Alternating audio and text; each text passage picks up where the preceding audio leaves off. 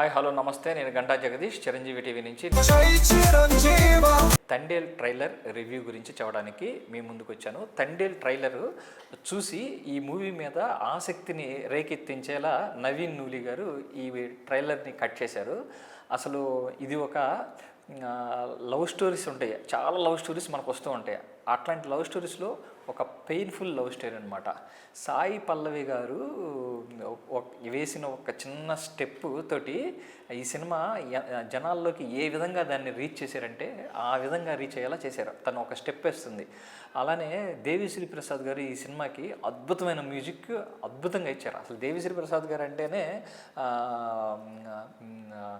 చాలా ప్రేమ కథా చిత్రాలకి ఆయన అద్భుతంగా ఇస్తాడనమాట. తను వయోలిన్ వాయించడం కానీ, ఇంకోటి కానీ, పియానో కానీ అసలు అద్భుతంగా వాయిస్తాడు. ఈ సినిమాలో కూడా మ్యూజిక్ అద్భుతంగా ఉంది.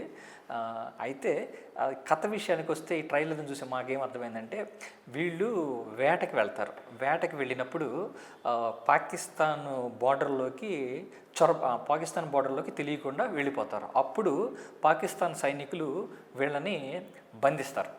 బంధించినప్పుడు వాళ్ళని సాయి పల్లవి తండేలుగా చేస్తున్న ఈ సినిమాలో తండేలుగా నాగ చైతన్య గారు చేస్తున్నారు. క్యారెక్టర్ పేరు వచ్చేసి రాజు అని ఉంటుంది. వీళ్ళిద్దరూ ప్రేమించుకుంటారనమాట. అయితే ఇట్లా వేటకి వెళ్ళేటప్పుడు నువ్వు వెళ్ళొద్దు రాజు, నాకేదో ఇదిగా ఉంది అని చెప్పి అతనంటే, నేను ఖచ్చితంగా తిరిగి వస్తానని చెప్పి వెళ్తాడు. అప్పుడు వెళ్ళే టైంలో ఇదిగో నీకని చెప్పి భారతీయుడి సినిమాలో కుంకుమ ఇస్తాడు కదా, కమల్ హాసన్ సుకన్య గారికి కుంకుమ ఇస్తాడు కదా, అలాగే ఈ సినిమాలో తనకు కుంకుమ ఇచ్చేసి వెళ్తాడనమాట. అలా ట్రైలర్ని చూపించి సినిమా పైన ఆసక్తిని రేకెత్తించారు. అయితే పాకిస్తాన్కి వెళ్ళి పాకిస్తాన్లో పట్టుబడిపోయిన తర్వాత వీళ్ళని ఏ విధంగా అక్కడి నుంచి బయటికి తీసుకొచ్చారు, ఆ టైంలో బుజ్జి తల్లి ఏ విధంగా రాజుకి సహాయంగా నిలబడింది, తన కోసం ఏ విధమైన పోరాటం చేసింది అన్నదే కథ. మిగతా కథ అంతా కూడా చందు మొండేటి గారి సినిమా రిలీజ్ అయిన తర్వాత, తండేల్ మూవీ రిలీజ్ అయిన తర్వాత చూడండి.